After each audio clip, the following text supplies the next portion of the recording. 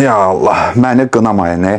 Bizim NASA'da təcrübə keçən bəzi zəhmətkeşlər tez-tez məni də dəvət edirlər ki, cəmaət Marsa uçur, sən nə danışırsan? Yaxud əlimə kitab götürüb danışıram, deyirlər ki, nağıl danışma, kitab oxu. Yeri gəlmişəm uşaqlıqdan oxuyuram bunları, məsləhət də görürəm ki, yaxşı kitablardır. Nağıl demişkən, storytelling bilirsiniz nədir? Deməli, storytelling hekayə danışmaq sənətidir və insanlara məlumat, hiss və ideyaları hekayə vasitəsilə ötürmək üsuludur.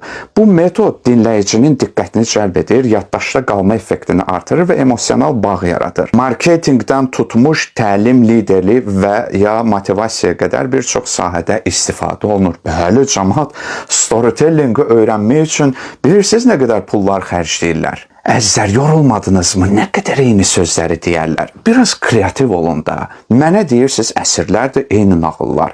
Bəs siz əsrlərdir çevir tatı, vur tatı etmirsiniz.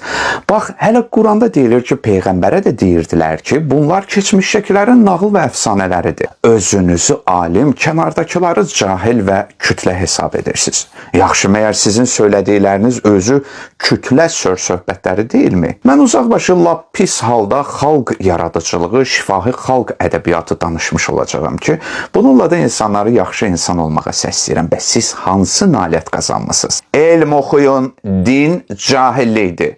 Bu cür sözlər səbəb olur ki, bəzi inanclı namaz qılanlar utanır, öz inanclarını gizlədirlər. Vay, heç kim namaz qıldığımı bilməsin, birdən mənə molla deyərlər. Əziz gənclər, kitab demişkən, oxu deyirlər və sizə təqdim edirlər ki, güya siz inanclı kəslər kafirin icad etdiyi şeylərdən istifadə edirsiniz.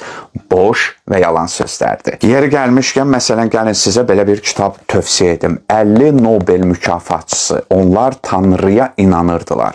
Bu kitabı mütləq oxuyun və görün ki, sizi necə alladıblar. Sanki dünyada bütün elmi nailiyyətlər dinsiz kəslər tərəfindən edilib. İnanclı adamlardan bu dünyaya bir xeyir gəlməyib. Burada nəyə ki, Nobel mükafatçıları, hətta digər alimlərin imanlı kəslər olduqları isbat edilib. Özdəki hamısı da dəlil sübutla yazılıb. Onlar bu inancdan utanmayıblar. Burada sünni, şiə, pravoslav, katolik, yahudi, buddist söhbəti yox, yaradıcı Tanrıya inancı olanlardan gedir. O kəslər ki, axtarışda olublar, Allahın feillərini, yaradılış sistemini tədqiq edib son dərəcə heyranlıqda qalıblar. Kimsə oradan gülür və deyir ki, bəs müsəlmanlar tələsməyin.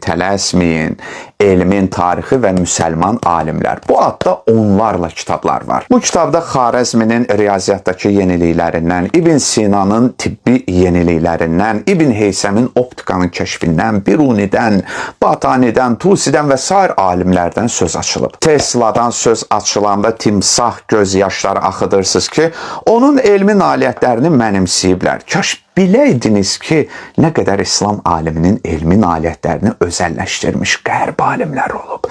Desəniz ki, son illərin müsəlman alimlərinin ixtirasını göstər, bunun bəhsi ayrıdır. Əziz NASA aşiqləri, mənə şərh yazarkən vaxtınıza heyfiniz gəlsin. Ondansa YouTube'da Mars haqqında da məlumat əldə edin. Məsələn, nağıl adlandırdığınız Quranda Mülk surəsinin 3 və 4-cü ayələrində oxuyuruq. 7 göyü bir-birinin üzərində təbəqələr şəklində yaradan odur. Sən rəhman olan Allahın yaratdığında heç bir ziddiyyət və qüsur görməzsən. Yenə diqqət yetir. Heç onda bir çat, pozuntu görürsənmi? Sonra təkrar bax. Nəhayət gözlərin yorğun və gücsüz halda özünə tərəf dönəcək. 7 göy təbəqə nə deməkdir? Bu ayrı məsələdir. Deməli, Quran bu ayələrdə cəmaata göstəriş verir ki, varlıq aləminə ən azı 3 dəfə baxsınlar və onun sirlərini öyrənsinlər.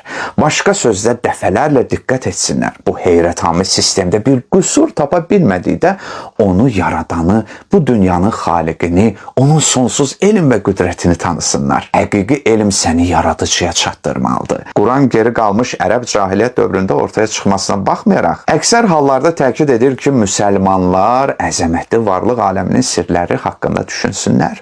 Bu mətləb cahiliyyət dövründə bir anlam kəsb etmirdi. Bu özü Quranın başqa bir mənşədən gəldiyini göstərir və elm inkişaf etdikcə Quranın bu haqda təkidlərinin əzəməti daha da aydın olur. Hələ bir buna baxın, Ər-Rəhman surəsinin 33-cü ayəsində oxuyuruq. Ey cin və insan tayfası, əgər bacarırsınızsa, Göylərin və yerin hüdudlarını aşın.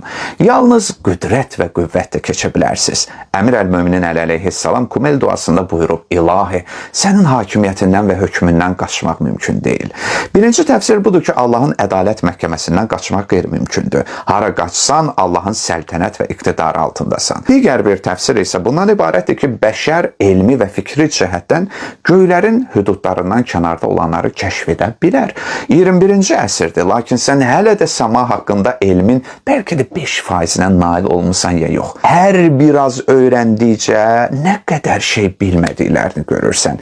Əgər elm səni yaradıcıya çatdırırsa, səni mənən inkişaf etdirirsə və öz həddini bildirirsə nə gözəl. Yox, o elm ki, insanı haqdan saptırır, Allahı qoyub nəfsə, şeytana itaati labud edir, həm də insan qətillərinə, təbiətin məhvinə səbəb olur. Alın o elminiz, o da siz. Mənə bu lazım deyil.